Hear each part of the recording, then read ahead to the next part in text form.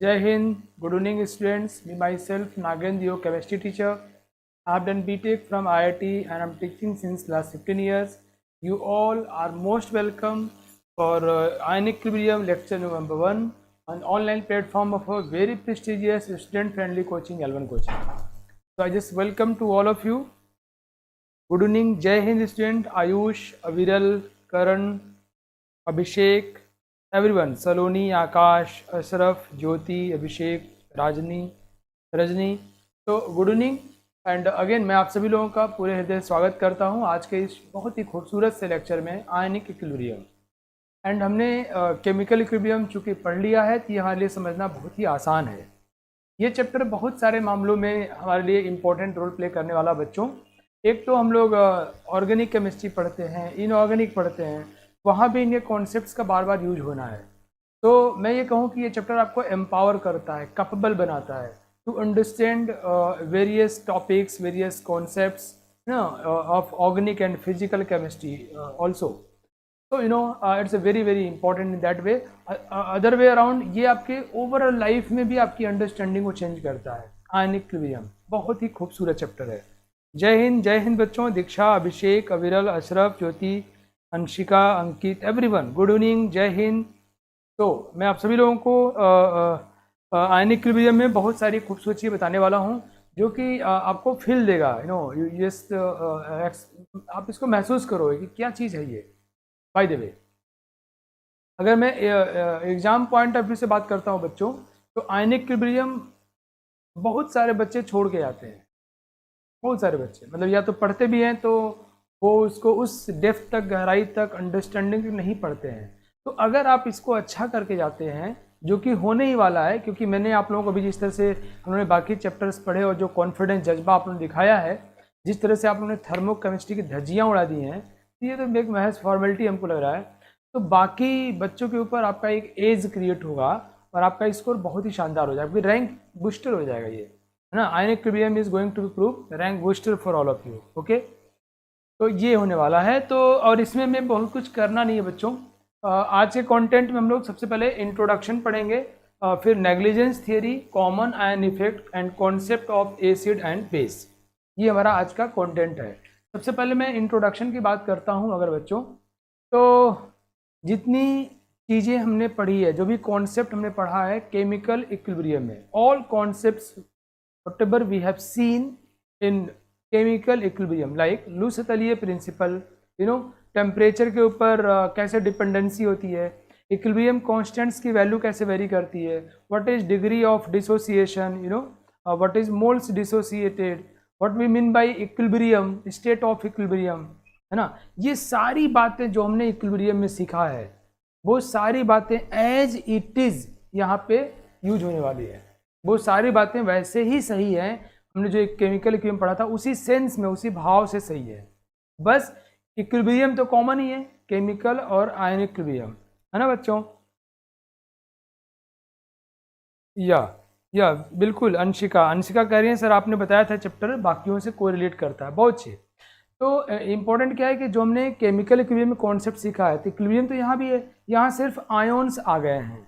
तो आयोन्स के बीच का जो एक एडिशनल इंटरेक्शन है वो इसमें पढ़ना होगा, कि आयोन मिलते हैं तो क्या होता है, लड़ते हैं, झगड़ते हैं, प्यार करते हैं, बैठ जाएंगे, सॉल्यूशन बढ़ जाएंगे, क्या करेंगे।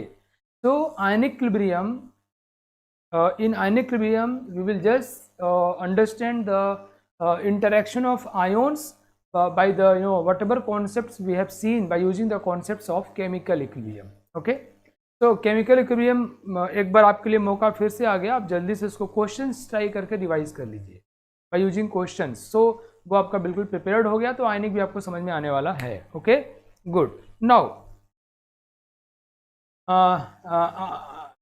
कोई कह रहा है कि सर ये केमिकल, आशी जी कह रही है केमिकल इक्विलिब्रियम से टफ कैसे है। हाँ बिल्कुल सही है, कोई चैप्टर टफ नहीं होता आशी, आई एग्री विद यू।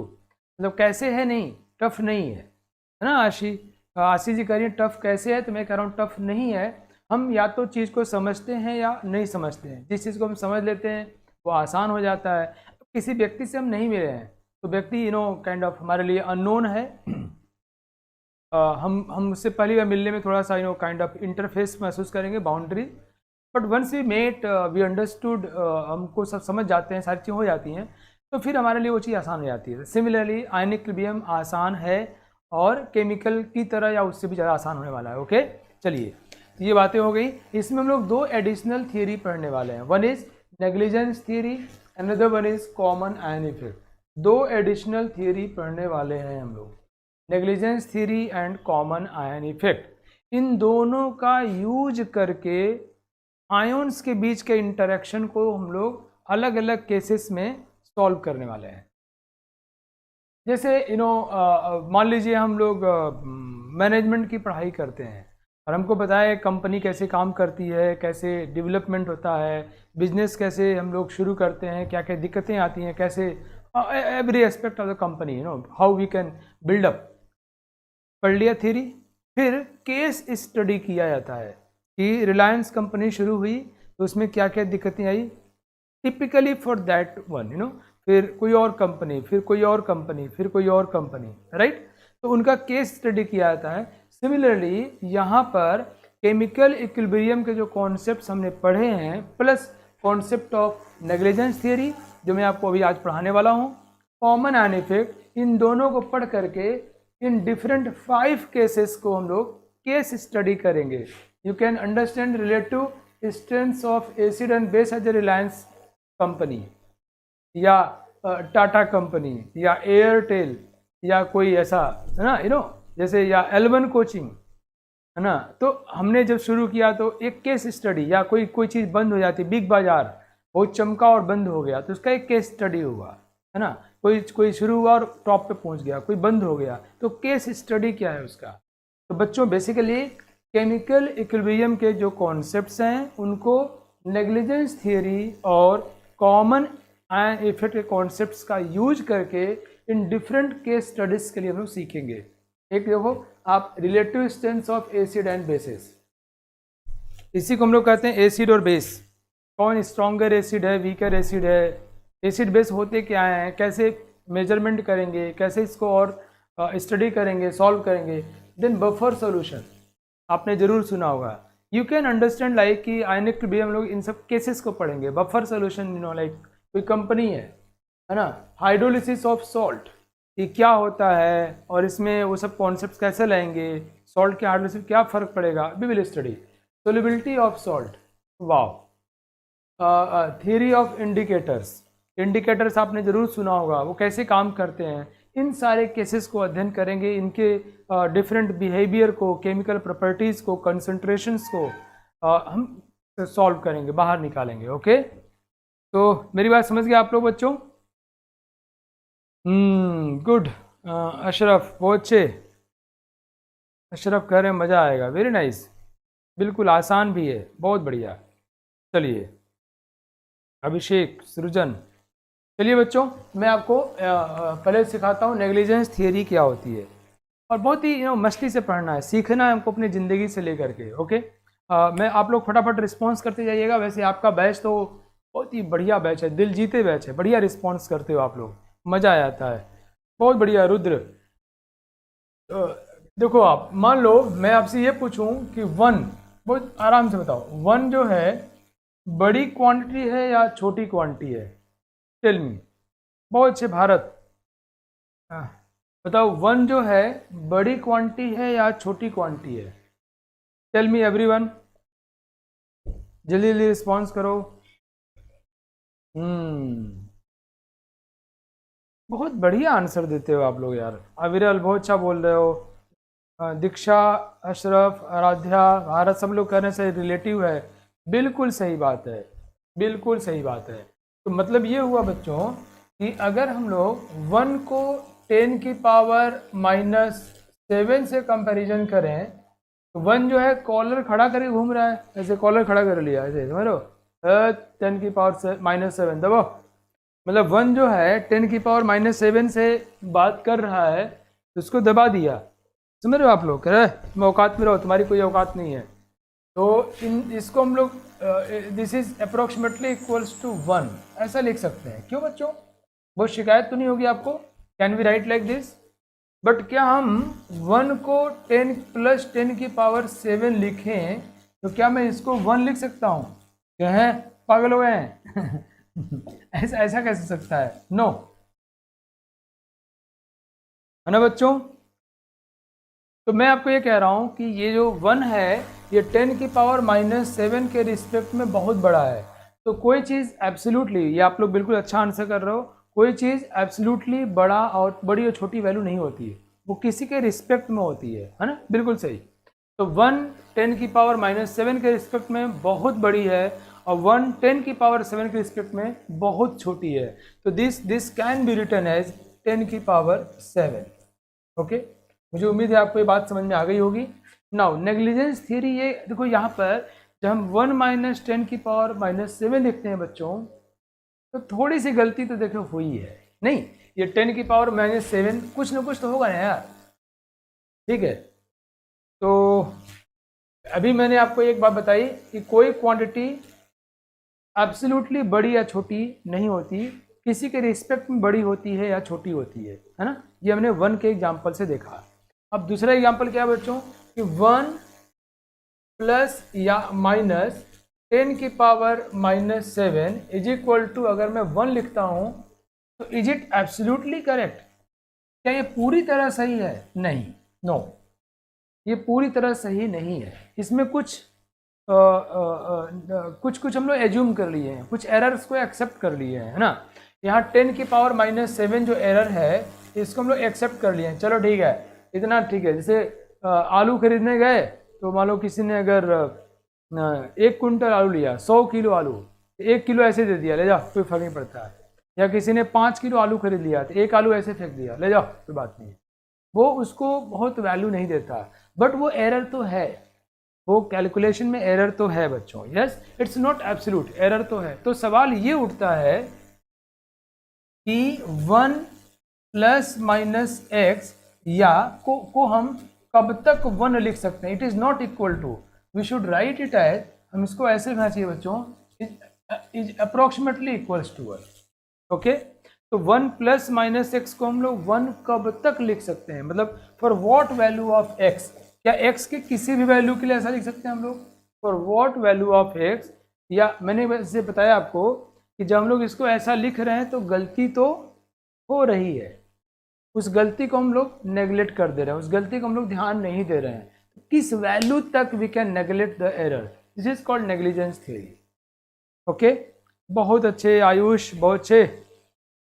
तो साइंस में जब हम लोग काम करते हैं, आप फिजिक्स में पढ़ते हैं बच्चों, तो कभी कभी हम लोग एयर के फ्रिक्शनल फोर्स को नेगलेक्ट कर देते हैं, बट हमेशा नहीं कर सकते। जब एयर का फ्रिक्शनल फोर्स एक निश्चित मैग्नीट्यूड से ज़्यादा प्रभाव दिखाएगा, सिग्निफिकेंट होगा, तो उसको नेगलेक्ट करने का, उसको न कंसिडर करने का बहुत बड़ा असर, व्यापक असर पड़ेगा, जो कि हमारे ऑब्जर्वेशन को पूरी तरह गलत कर देगा। तो हम ऐसा नहीं किसी को भी मतलब मैं कहूँ कि किसी के पास 100 रुपये है, कहें यार 40 रुपये दे दो हमको, तो कितना बचेगा? कहें 100 ही बचेगा। कहें 100 - 40 = 100। कहें कैसे? कहें नाक सर पढ़ाएं, भाई मैंने कब ऐसा पढ़ाया? तो ये यहाँ पे मेरे दोस्त हैं आयुष जी और आराध्या, सब लोग बता रहे हैं कि नहीं सर, आप ऐसा तब कर सकते हो जब x की वैल्यू लेस देन और इक्वल टू 5% ऑफ 1 हो, 5% ऑफ 1 हो। मतलब ये है बच्चों, किसी क्वांटिटी को आप नेग्लिजिबल मान सकते हो उसके रिस्पेक्ट में जिसके वो 5% या उससे कम हो। साइंस ये कहता है, इसका मतलब ये हुआ कि इतने तक का जो एरर है वो हमारे प्रैक्टिकल कैलकुलेशन में, हमारे एसिडिटी में, बेसिक स्ट्रेंथ में, फोर्स में, प्रेशर, किसी भी कैलकुलेशन में एरर तो लेके आएगा, बट वो एरर बहुत ज़्यादा सिग्निफिकेंट नहीं है। वी कैन एक्सेप्ट इट, उतना एरर एक्सेप्टेबल है। Okay, this is called negligence theory. Okay बच्चों, बोलो भाई, सबको समझ में आ गया? नाउ मैथमेटिकली मैं इसको ऐसे लिख सकता हूं बच्चों, x + -y is equal to x, ऐसा लिख सकते हैं, x + -y is equal to x। Good good, Aviral, Bharat, Ayush, Shivam, अभिषेक, बहुत अच्छे, ऐसा हम लिख सकते हैं। मतलब हम लोग यहाँ क्या कर रहे हैं बच्चों, हम लोग y को नेगलेक्ट कर दिए x के रिस्पेक्ट में। तो किसको नेगलेक्ट करते हैं? छोटे वाले को। कितना छोटा तक? 5% तक। कोई कहे 6% है तो नहीं कर सकते। क्यों? कि उसमें जो गलती होगी वो साइंस कहता है उससे ज़्यादा, मतलब वो गलती जो एक्सेप्टेबल नहीं है, वो गलती उसका असर दिखाई पड़ेगा हमारे ऑब्जर्वेशन में। We can't neglect 6%, 7%, 8%, but we can neglect, है ना, क्योंकि वैल्यू बहुत छोटी है। गोपी कह रहे हैं कि why we can neglect it because, अच्छा वाई क्यों नेगलेक्ट करें? गोपी जी एरर तो है, फिर नेगलेक्ट क्यों कर रहे हैं? कैलकुलेशन में, आयनिक इक्विलिब्रियम कैलकुलेशन में अगर हम नेगलेक्ट नहीं करेंगे तो कैलकुलेशन बहुत बड़ा कॉम्प्लेक्स हो जाएगा, सॉल्व करने में दिक्कत आएगी। तो सॉल्व करने को आसान बनाने के लिए अगर हम कोई चीज़ आसान कर दें और उससे हमारे जीवन में बहुत फर्क नहीं पड़ता हो, तो इसलिए उसको यूज कर लेते हैं। जैसे मान लो मैं चल रहा हूँ, कहीं आप किस वेलोसिटी से चल रहे हैं और एयर का फ्रिक्शन कैलकुलेट कर रहे हो, और उसे कैलकुलेशन करने से मेरे वेलोसिटी पर बहुत कम फर्क पड़ता है, 0.00001%। हटाओ इसको, बेकार है। तो कैसे उसको कंसिडर करिए, तो इतना कंसिडर करेंगे तो चीज़ कॉम्प्लेक्स हो जाता है, ठीक है। तो गोपी जी ये इसको इसलिए कंसिडर कर रहे हैं ताकि हमारा कैलकुलेशन आसान हो जाए, हम सब्जेक्टिव क्वेश्चन को ऑब्जेक्टिव की तरह ट्राई कर लें। लेकिन ऐसा करते इसमें ध्यान रखना है कि हम जिस चीज़ के लिए सॉल्व कर रहे हैं उसमें कोई बहुत बड़ा सिग्निफिकेंट एरर ना आ जाए, ऐसा गलती ना आए, इसको एक्सेप्ट न कर सके हम। कहते कहाँ तक एक्सेप्ट कर सकते हैं? कहीं वहाँ तक जब जिसको हम नेगलेक्ट कर रहे हैं उसकी वैल्यू दूसरे की तुलना में 5% या उससे कम है। This is what we mean by. मुझे उम्मीद है आप सभी लोग मेरी बात समझ गए होंगे। यस, चलिए तो मैं आपको कुछ एग्जांपल्स देता हूं बच्चों। हम लोगों ने केमिकल इक्विलिब्रियम पढ़ा हुआ है तो उसका यूज कर लेते हैं, मज़ा आएगा। बच्चों देखो, जैसे मान लो मैं ऐसा लिखा मैंने CH3COOH, ओके, ये मैं इसको तोड़ रहा हूँ, आयोनाइज कर रहा हूँ। केमिकल गेम क्या पढ़ते हैं? डिसोसिएट करना, या आयोन बनता है, क्या बोलते हैं इसको? आयोनाइज करना। ओके, गुड, बहुत अच्छे बच्चों, आप लोग बड़ा अच्छा रिस्पॉन्स कर रहे हो यार, मजा आ रहा है ना। करण, एवरीवन। तो ऐसा करने से बच्चों क्या हुआ, ये टू आयोनाइज होकर बन गया CH3COO- और H+, ये आयोनाइज होकर ऐसा बन गया। Clear?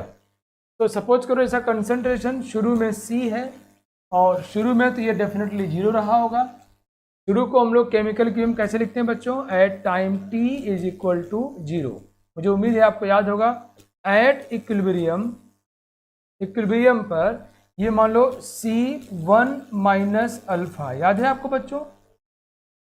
Alpha is degree of ionisation, एक मोल में कितना टूटा, एक में कितना टूटा अल्फा, टोटल में कितना टूटा मोल्स आयोनाइजेज या कंसंट्रेशन आयोनाइजेज, है ना, परसेंटेज आयोनाइजेशन 100 में कितना टूटा है ना बच्चों। बहुत अच्छे।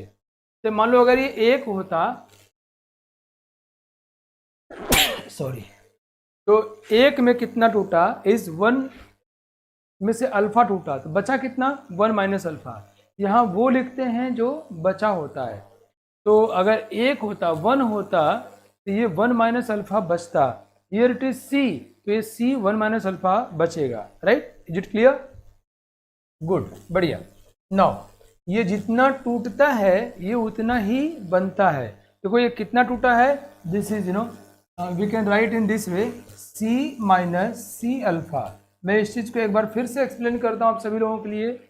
अल्फा इज एक मोल में कितना आयोनाइज हुआ है। अगर ये 1 मोल रहा होता बच्चों तो उसमें अल्फा टूट गया, यहाँ वो लिखते हैं जो बचा हुआ है, ये कितना बचा है, ये कितना बचा है, ये कितना बचा है।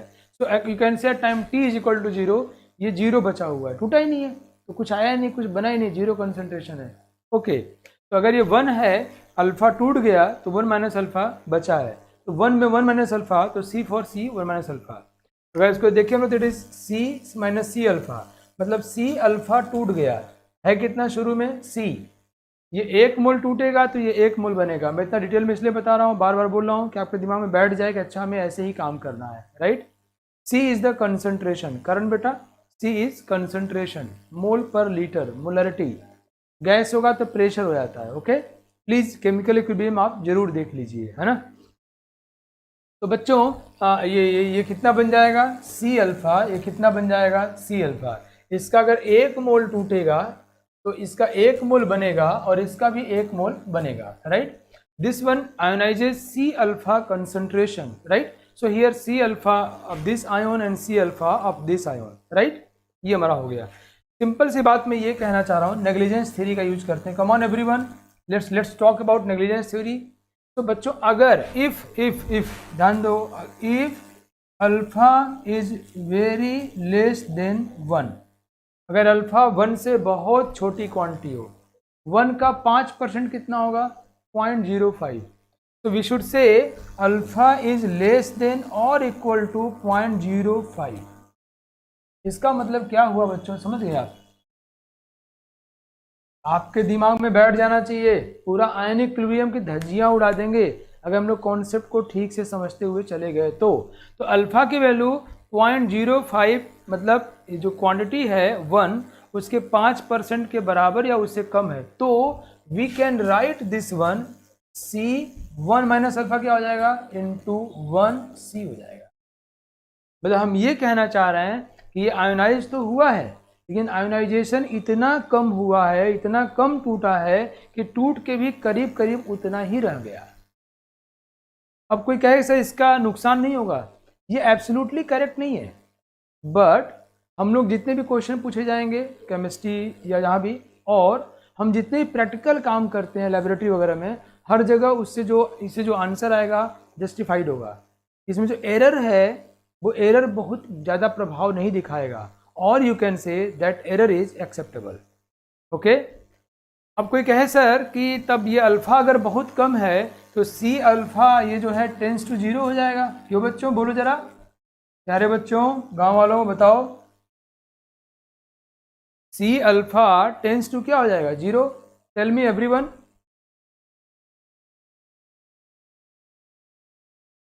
बताओ, because alpha is very less,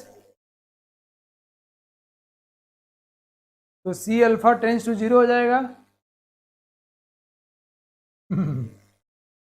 sir ये तो बड़ा परेशान कर रहा है, ये क्या चीज़ आ गया? नहीं, बिल्कुल नहीं, ये गलत है। देखो जब आप इसको लिखे तो क्या आपने, नहीं अशरफ, क्या आपने ये सोचा, क्या आपने, अच्छा आप लोग बताओ, नहीं आराध्या नहीं, रवि रंजन जी सही बोल रहे हो, लेकिन क्या सोच रहे हो, क्या आप लॉजिक दे सकते हो कि ये सी अल्फा टेंस टू 0 क्यों नहीं है? बच्चों जब आपने सी अल्फा को नेग्लेक्ट किया तो मैं आपसे पूछूंगा किसके तुलना में किया?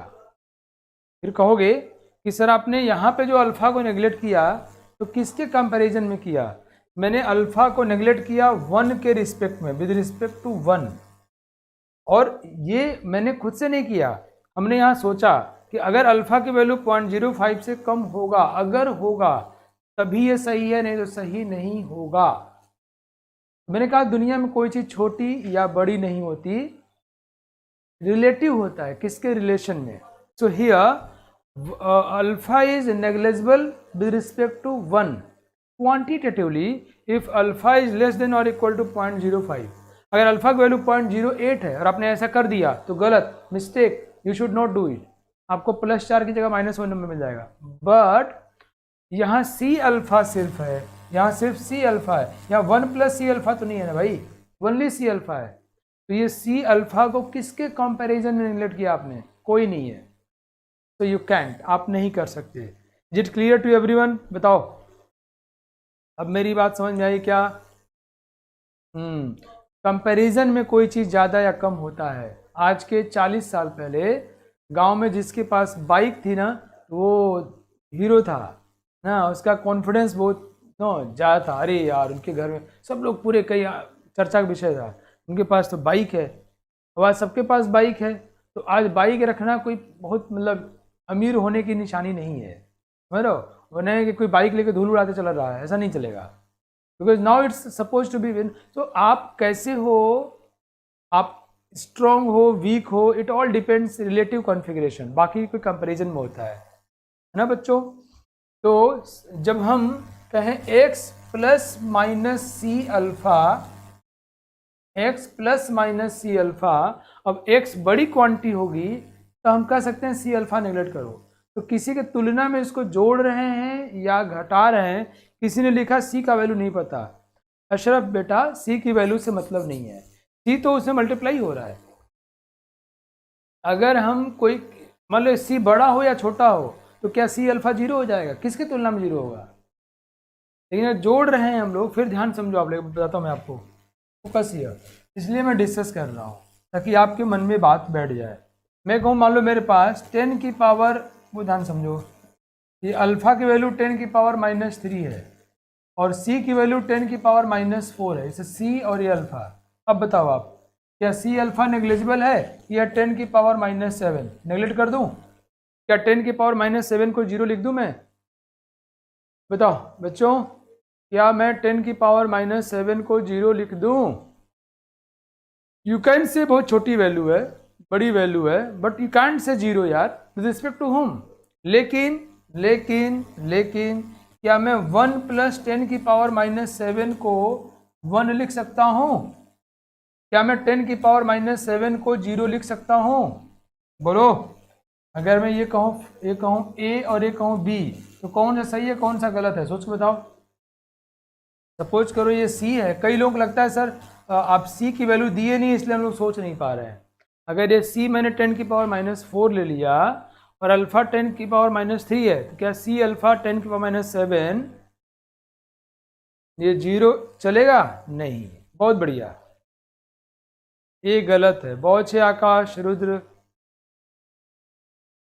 हाँ उत्कर्ष, बहुत अच्छे।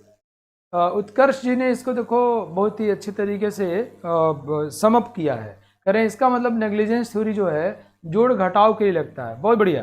किसी कंपैरिजन में जोड़ते हैं या घटाते हैं तो अगर वो बड़ी क्वांटिटी है और इससे ये दूसरा वाला 5% है उससे कम है, it can be neglected although error will be there. Okay, तो मेरी बात समझ में आ गई आप लोगों को। अब मैं आगे बढ़ता हूँ। बहुत बढ़िया, ये गलत है। अरे यार हाँ गलत है, काट दो इसको। ये भी सही है। और दूसरा वाला क्या है बच्चों? ये सही है। ठीक है, चलिए फिर से हम आते हैं। मैं फिर से एक्सप्रेशन लिखूंगा यार, मैं फिर से एक्सप्रेशन लिखूंगा ताकि हम लोग काम कर सकें और इसको बेहतर समझ सकें। राइट बच्चों, चलिए कमॉन। मैंने कहा कि ये एसिटिक एसिड है CH3, समझ गए ना आप लोग? क्लियर हो गया आप लोगों को?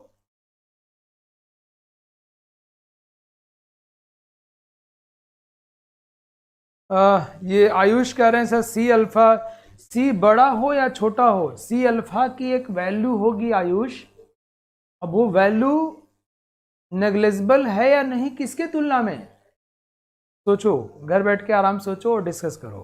ठीक है, इसलिए मैं आपसे ये कहा था कि x + - y = x if and only y is less than or equal to 5% of x। मतलब जो बात उत्कर्ष दोस्त ने बोला वही बात है कि हम यहाँ जोड़ घटा रहे हैं, y को हम x के कंपैरिजन में नेग्लेक्ट कर रहे हैं। It's not X Y. अगर मैं इसको एक्स वाई लिखता हूँ तो this is a single value, you know. Okay okay okay good. चलिए मज़ा आ गया, मज़ा आ गया यार, बहुत बढ़िया बहुत बढ़िया। चलो अभी एक्सप्रेशन लिख के देखते हैं बच्चों। एसिटिक एसिड है, विनेगर यार, सिरका, ये आयनाइज हो रहा है। शुरू में इसका कंसंट्रेशन सी लिया गया 0,0 एट इक्विलिब्रियम पर ये अल्फा आयनाइज हो गया, तो 1 में से अल्फा तोड़ दो, कितना बचेगा? 1 - अल्फा। ये तो सी है यार, तो कितना बचेगा? सी × 1 - अल्फा। एक में अल्फा तोड़ोगे आप तो 1 - अल्फा बचेगा, तो सी में कितना बचेगा? सी 1 - अल्फा। ये वो लिख रहे हैं जो उस सॉल्यूशन में आयन प्रेजेंट है। ये जितना टूटा उतना बना सी अल्फा और सी अल्फा। ओके, अब इसके इक्विलिब्रियम कांस्टेंट की value, C alpha × C alpha by C 1 - alpha. अगर अल्फा बहुत छोटी क्वांटिटी होगी बच्चों, इसको आगे हम लोग और डिस्कस करेंगे, तो मैं मस्ती कर रहा हूँ आपके साथ, थोड़ा एक्सप्रेशन लिखना सीख रहे हैं हम लोग, है ना। अगर अल्फा इज लेस देन और equal to 0.05। Why it is 0.05? Because here alpha is compare with respect to 1 comparison में बात करें हम लोग, राइट। तो ये 1 - अल्फा जो होगा will be approximately equals to 1। ये होगा इफ ऐसा होगा तभी ऐसा होगा, एंड इन दैट केस, उस केस में देखा जाए बच्चों, this will be equal to C देखो कट गया, 1 माइनस अल्फा 1 हो गया, is equal to C alpha square. हम लोग 1 माइनस अल्फा क्या मान लिए 1, ये जो क्वांटिटी है पूरी हमारी आ गई सी अल्फा स्क्वायर। तो equilibrium constant is equal to C alpha square. ठीक है बच्चों, क्लियर एवरीवन, मजा आया, नेग्लिजेंस थ्योरी क्लियर हो गया भैया। अगर कोई 5% या उससे छोटा है दूसरे की तुलना में जोड़ने घटाने में, उसको हम लोग नेगलेक्ट कर सकते हैं, लेकिन ये 5% से कम होने पर ही। गुड, बहुत बढ़िया, मज़ा आ गया यार, वेरी नाइस। चलिए अब दूसरा हम लोग पढ़ते हैं common ion effect. It's very very important, common ion effect CIE। इसमें कुल 2 थ्योरी है बच्चों, और 2 में से एक हम लोग पढ़ लिए, अब दूसरा पढ़ने वाले हैं। तो ionic equilibrium theoretically will be completely finish today, and then after just इसका हम लोग क्या करेंगे, केस स्टडी अलग अलग केसेस में। ठीक है, कॉमन आयन इफेक्ट। थोड़ी कहानी सुनो, कहानी से बात करो। बनारस में, मैं बनारस रहता हूँ, अभी बनारस से पढ़ा रहा हूँ आपको, स्टेशन है ये। तो बनारस में पहले छोटे छोटे सिनेमा हॉल थे, है ना, जिसमें लोग मूवी देखने जाया करते थे। तो अब कहानी समझो मैं क्या बताने वाला हूँ, या अभी मॉल वॉल की बात चल रही है ना। सपोज करो बच्चों, ये ठेला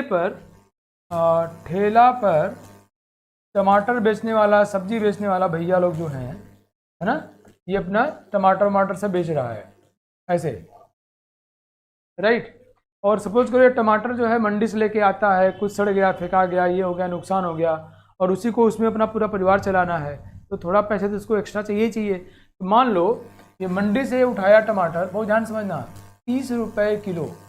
कैसे, ये क्या बताने लग गए, थोड़ा थोड़ा पैसेंस रखो, समझ आ जाएगा। मैं पढ़ा रहा हूँ आपको कॉमन आयन इफेक्ट। ये 30 रुपये किलो टमाटर खरीदा है, अब जो है ये कुछ इसमें नुकसान हो जाता है, टमाटर सड़ गया, आज पूरा नहीं बिका तो नुकसान हो जाएगा, कुछ हो गया है ना, प्लांट इनका, उसको एक्स्ट्रा चाहिए भाई। तो मान लो इसने 50 रुपये किलो ही बेच रहा है, 50 रुपये किलो। अब देखो ये अपने सगड़ी पे लेके जा रहा है, धूल धक्कड़ उसमें लगे रहे हैं, तो है ना, कई लोग उसको छू रहे हैं, कोई एक एक्स्ट्रा ले लिया उसमें से, कुल मिला के इससे कम में वो बेचेगा तो वो बेचारा जी नहीं पाएगा, उसको इतने में बेचना ही पड़ेगा। अब जो है एक बहुत ही अमीर कंपनी वाला, मान लो रिलायंस ने जो है उस इलाके में जो है शोरूम खोल दिया, है ना, रिलायंस ग्रीन करके शोरूम खोल दिया। अब वो जो है ये सारे माल बेच रहा है। अब मान लो अब इन लोग के पास तो बहुत पैसा है, तो ध्यान समझना आप, इन्होंने क्या किया, आसपास के इलाके में टमाटर खेती करवा दी।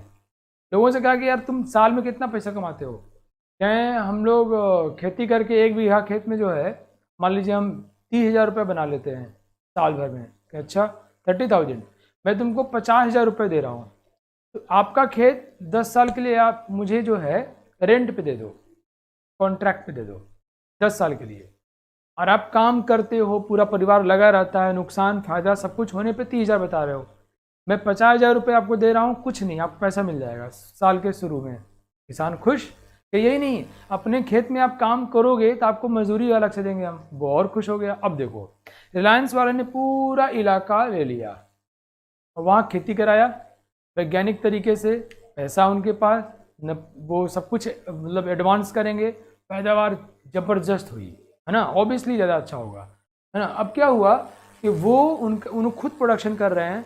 अब और पीछे जाओगे तो बुरी बात है, ये जो 30 रुपये किलो मंडी में बिका है, जो 50 का बेच रहा है, ये मालूम चला किसान जो पैदा किया था उससे ये टमाटर 10 रुपये किलो खरीदा गया था। जो पैदा किया बेचारा किसान, उसको 10 रुपये किलो मिले हैं, मंडी में आते 30 रुपये हो गया, और यहाँ बिकते बिकते 50 रुपये किलो हो गया। अब ये जितने का किसान ने पैदा किया होगा, खर्च आया होगा, उससे कहीं कम खर्च रिलायंस का आने वाला है। क्यों? रिलायंस बहुत बड़े स्केल पे कर रहा है, वैज्ञानिक तरीके से कर रहा है, उसमें सारी सुविधाएं हैं। तो क्या करेगा बच्चों, मान लो इसको 1 किलो टमाटर पैदा करने में जो खर्च आया वो इसका मान लो उसके बराबर आ गया, जो कि ये सही नहीं है। वो तो उतने में बेच रहा है, मान लो बराबर आ गया, जो कि सही नहीं है। इसको 1 ही रुपये पड़ेगा, तो बता रहा हूँ, इसको 1 रुपये किलो पड़ेगा, या 2 रुपये किलो, या 98 पैसा किलो, 50 पैसा। अब अगर ये रिलायंस वाला उसी मार्केट में टमाटर बेच रहा है, मान लो 30 रुपये किलो, 30 रुपये किलो, इसको पड़ा कितने का है? 10 रुपये, 1 ही रुपये पड़ा होगा यार। इसको 29 रुपये किलो, इसका ट्रांसपोर्टेशन अपना, लोग अपने, दुकान अपनी, और इसके दुकान में टमाटर नहा धो के पैकेट के अंदर बंद होके पड़ा हुआ है। और अगर आपने 200 रुपये का टमाटर खरीद लिया तो एक गुब्बारा फ्री है बच्चे के लिए। ये सारी सुविधाएं हैं। अब जरा आप लोग सोचो, ये बेचारा, ये कहाँ गया ठेले वाला, क्या ये उस इलाके में टमाटर बेच पाएगा जिस इलाके में रिलायंस का शॉप है? क्योंकि ये 50 का दे रहा है, टमाटर के ऊपर धूल लगा हुआ है, और ये प्लास्टिक में पैक ये 30 रुपये किलो दे रहा है। और तो और आपने कुछ टमाटर एक्स्ट्रा खरीद लिया, ज़्यादा खरीद लिया, कुछ और सब्जियां खरीद लिया, कपड़े उपड़े सब खरीद लिया, वहाँ सब कुछ है, वहाँ पे आपको एक्स्ट्रा कुछ ऑफर मिल जाएगा, गिफ्ट कूपन मिल जाएगा फलाना ढिम का। ये बेचारा बर्बाद हो जाएगा। ये तो गया काम से। यस। तो मैं आपसे ये कह रहा हूँ, ये अपना दुकान बंद करके रिलायंस जाके सब्जी बेचने रहेगा कभी हम यही तो मैं आपसे ये कह रहा हूँ कि जो गरीब है, अगर कॉमन आयन हुआ, बहुत ध्यान सुनना, कॉमन आयन हुआ, दोनों ये टमाटर बेच रहे हैं। अगर ये टमाटर बेच रहा है और रिलायंस वाला दवाई बेचता है तो इसको कोई नुकसान नहीं है। अगर ये टमाटर बेच रहा है, ये मोबाइल बेच रहा है, इसको कोई नुकसान नहीं है। लेकिन दोनों टमाटर बेच रहे हैं, इसमें दिक्कत है। तो अगर कॉमन आयन है तो जो कमज़ोर है वो स्ट्रॉन्गर के प्रेजेंस में और कमज़ोर हो जाता है। It is called common ion effect. Is it clear to everyone? Hello, is it clear?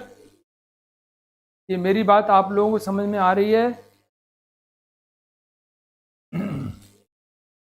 मैं आपसे फिर बोलता हूँ, कोई ध्यान समझना, कि अगर रिलायंस नहीं रहा होता उस मार्केट में, और सपोज करो ये दिन में अपना 200-300 रुपये कमा ले रहा है, 400-500 जो भी कमा ले रहा है, तो रिलायंस, क्वांटिटी वाइज बात कर रहा हूँ, अगर रिलायंस मार्केट में नहीं है तो ये मान लो पर डे क्या हुआ भाई, तुम लोग कहानी के चक्कर में समझ नहीं पा रहे हो क्या? वो ध्यान सुनो, मज़ा आ रहा होगा यार, पक्का आपको समझ में आ रहा है। मज़ा तो नहीं आ रहा है, कॉन्सेप्ट पक्का समझ में आ रहा है। दुख हो रहा है सबको कि ये क्या चल रहा है। नहीं, ये रियली ये बहुत दुख की बात है। तो बच्चों सोचो जरा, जब ये रिलायंस नहीं होता तो ये 500 रुपये पर डे कमा रहा था, इसके होने से ये और दब गया। जो वीकर है, क्योंकि दोनों टमाटर बेचने लग गए, वो और कमज़ोर हो जाता है स्ट्रॉन्गर के प्रेजेंस में। It is called common ion effect. तो वीकर आयोन, अगर दो चीज़ें हैं, दोनों सेम आयोन दे रहे हैं, तो जो वीक है वो और वीक हो जाता है स्ट्रॉन्गर के प्रेजेंस में, है ना? गुड, बहुत बढ़िया। अब चलिए मैं केमिस्ट्री में बात करता हूँ। मुझे उम्मीद है आपको कॉमन आयन इफेक्ट समझ में आ गया है। Let's now discuss it.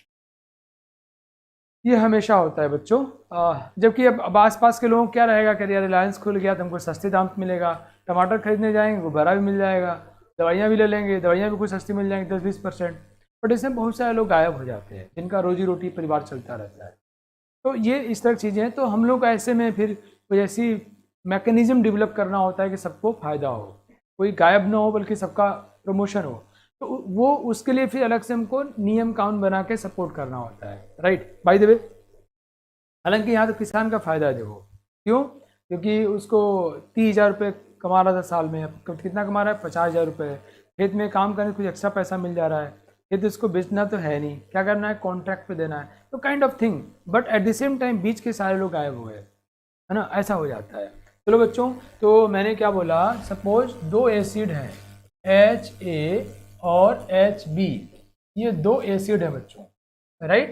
अभी मैं आपको एक टिपिकल एग्जाम्पल से समझाऊंगा, बहुत मजा आएगा।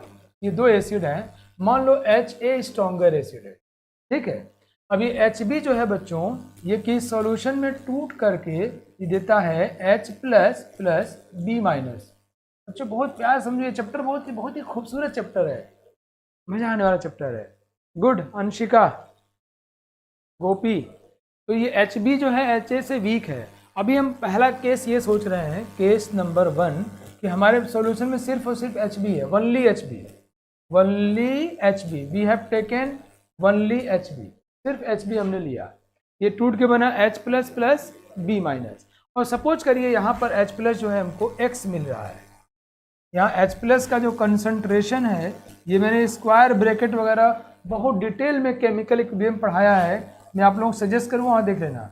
मतलब यहाँ पे X मोलर मिला, X मोल पर लीटर मिला। अब अगर दूसरा केस लूँ मैं बच्चों, केस टू, मैं HB और HA दोनों को मिक्सअप कर दिया, दोनों मिला दिया। अब क्या होगा, ये जो बेचारा टूट रहा था ये अब दब जाएगा, क्यों, ये उसको दबा देगा, है ना। ये H प्लस तो क्यों दबा दिया, बिकॉज दोनों में,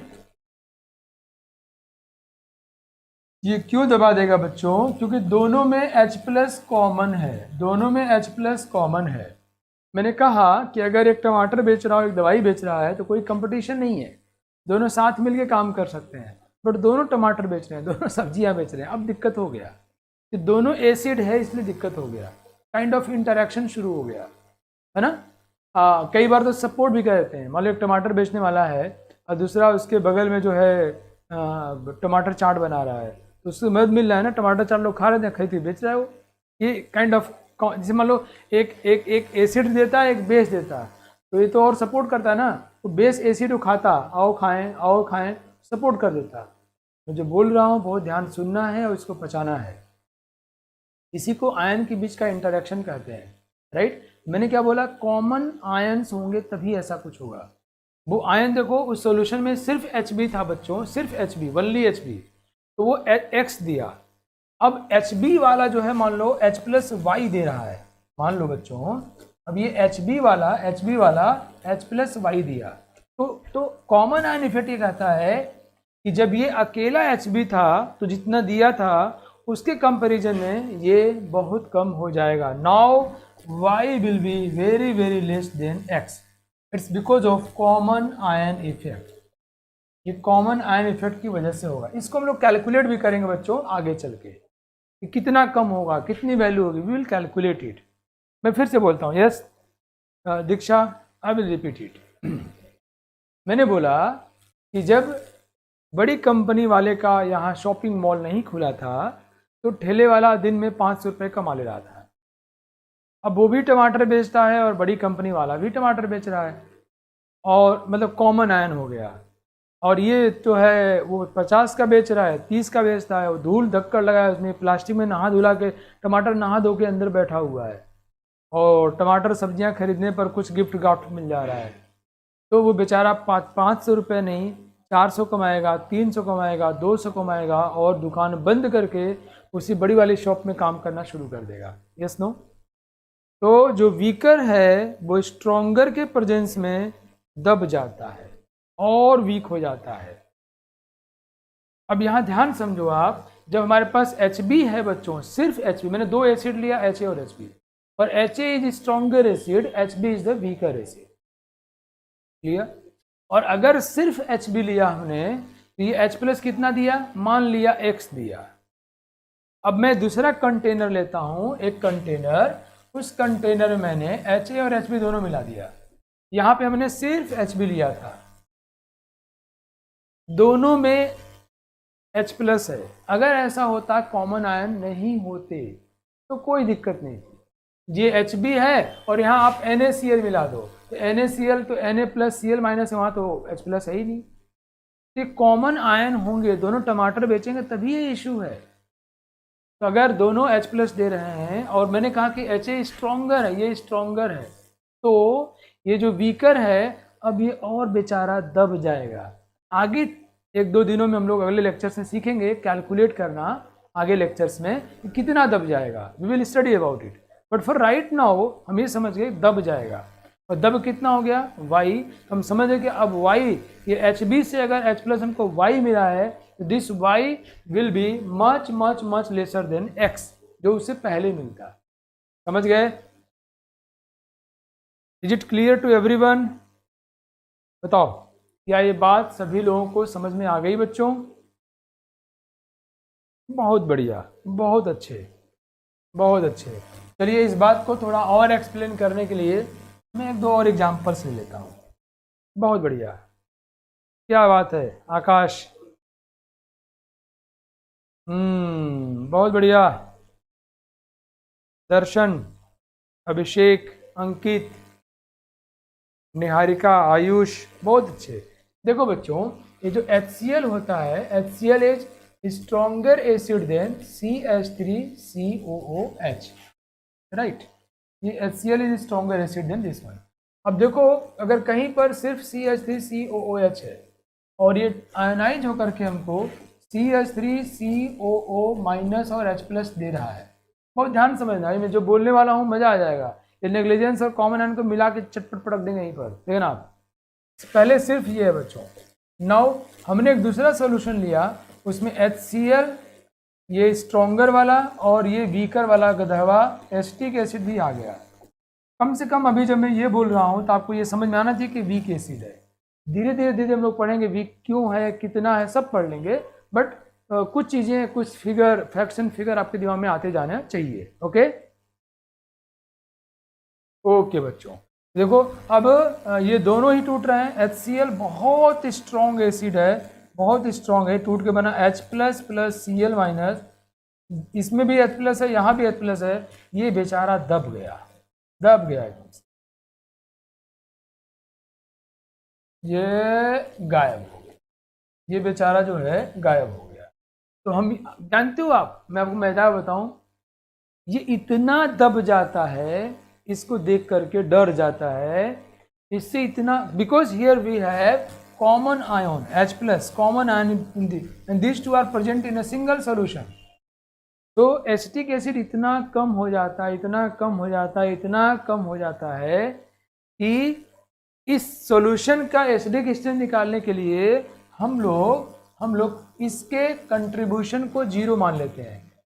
हम लोग ये इसके 5% से भी कम हो जाता है, हम लोग मान लेते हैं कि ये टूटा ही नहीं, टूटा है, दिया है, इतना कम टूटा है। अच्छा, वही जब अकेले था तो अपना सीना तान के चल रहा था, इसके प्रेजेंस में, अरे गेटिंग में बात समझ आई बच्चों, है ना।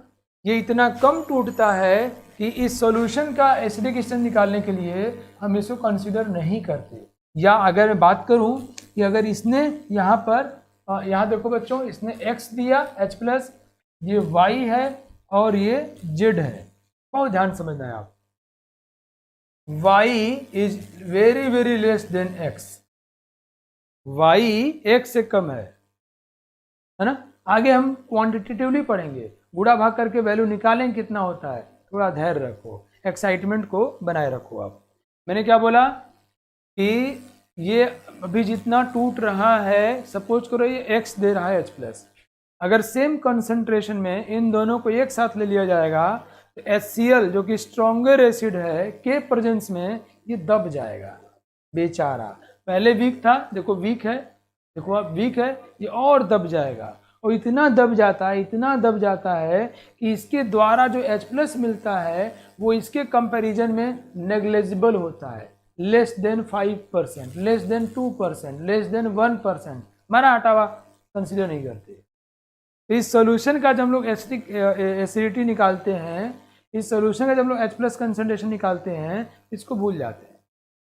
क्यों? तो दब गया है। हम लोग पूछते हैं एसिटिक एसिड कैसे हो, कह रहा दबे हुए हैं हम, वो कुकू कर रहा है, समझ रहे हो। ये टूटा है लेकिन बहुत कम टूटा है।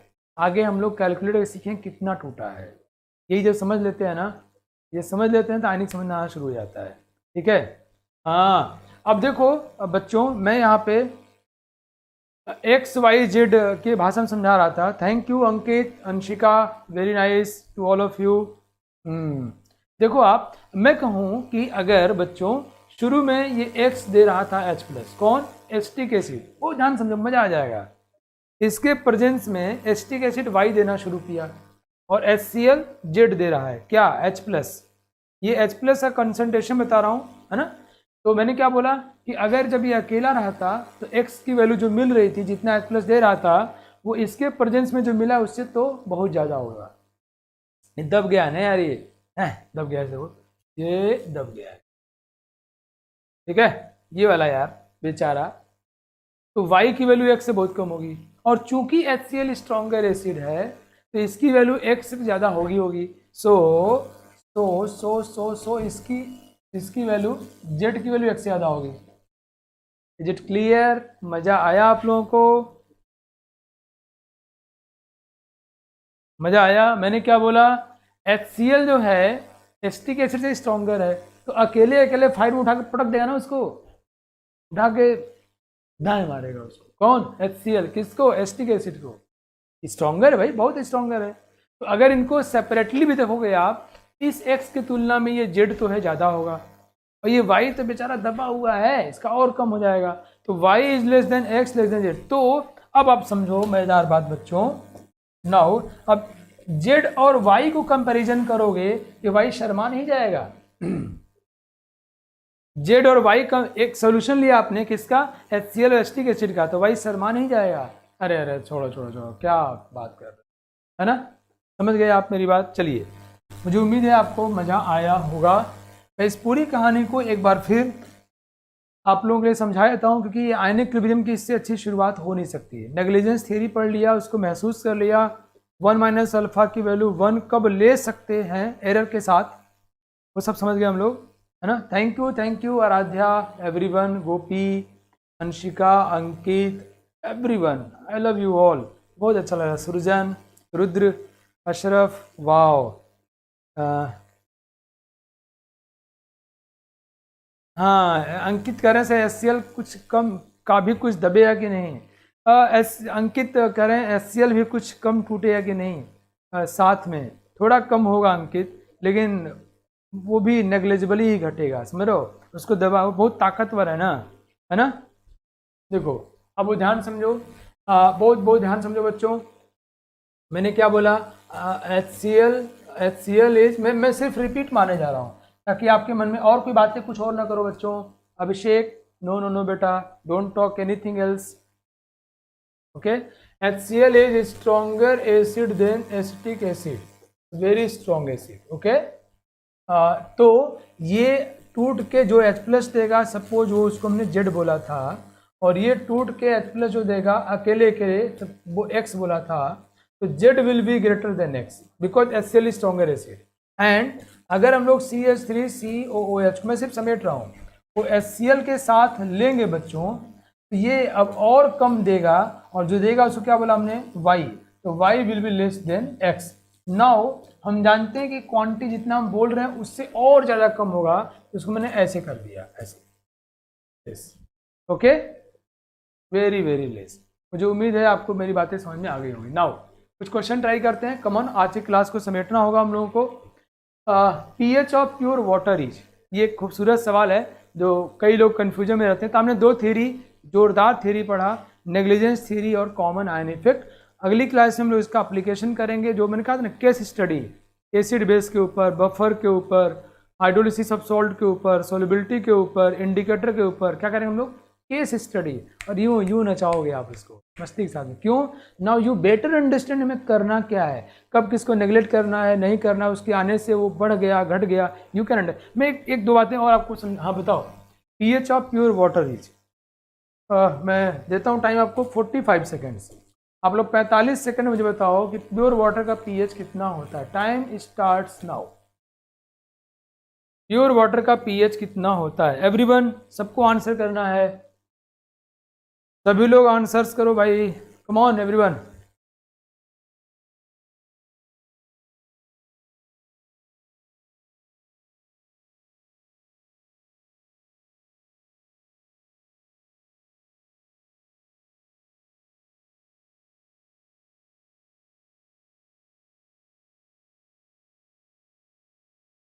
बहुत बढ़िया बच्चों, बहुत अच्छे, बहुत अच्छा रिस्पॉन्स कर रहे हो आप लोग, मज़ा आ गया।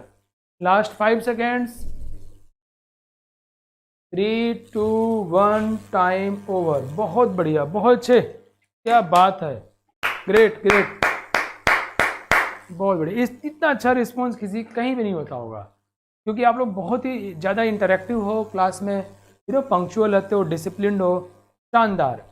देखो बच्चों, ज़्यादातर लोग ये कह देते हैं, लेकिन मैंने देखा आप लोगों को ज़्यादा अच्छा idea, it's very nice to see here, है ना? लोग कहते हैं कि प्योर वाटर का pH 7 होता है। ये बात कहना बहुत बड़ी गलती तो नहीं है, बट जब हम लोग IIT और मेडिकल तैयारी करते हैं तो ये -1 नंबर दे देगा हमको। We should know it is 7 only at temperature 25 degree centigrade. It's temperature dependent. Temperature हम बढ़ाते हैं बच्चों तो वाटर का pH घटता है, टेम्परेचर घटाते हैं तो वाटर का pH बढ़ता है। इट माइट भी ऐसा हो सकता है कि किसी particular temperature suppose 60 degree centigrade पे वाटर का pH जो है 6 हो। मैंने क्या बोला कि 25 डिग्री, क्यों ऐसा है ये आगे मैं पढ़ाऊंगा आपको, और उसी के प्रेल्यूड में, इंट्रोडक्शन में ये मैंने दिया। 25 डिग्री सेंटीग्रेड पे प्योर वाटर का pH 7 होता है, राइट। क्यों, ये एक्साइटमेंट को बना के रखिए, आगे हम लोग डिस्कस करेंगे, राइट। अगर इस टेम्परेचर को हम लोग बढ़ाएंगे तो वाटर का pH घटेगा, और अगर हम लोग टेम्परेचर को घटाएंगे तो वाटर का pH बढ़ेगा, राइट। तो जो 7 लोग बोलते हैं वो इसलिए बोलते हैं कि वो रूम टेम्परेचर के अकॉर्डिंग बातें करते हैं। छोटे क्लास में भी चलता है, because there we can discuss up to this level. Okay बच्चों, मुझे उम्मीद है आपको मेरी बात समझ में आ गई। जो मैंने कॉमन आयन इफेक्ट की बात आपसे किया, तो इसका आंसर क्या हो जाएगा? It's answer will be D, temperature dependent. जो मैंने आपसे कॉमन आयन इफेक्ट की बातें की थी, उसको 2 आइडिया और देता हूँ जो उसको पूरी तरह कंप्लीट कर देगा, फिर अगली क्लास में उसको डिस्कस करेंगे।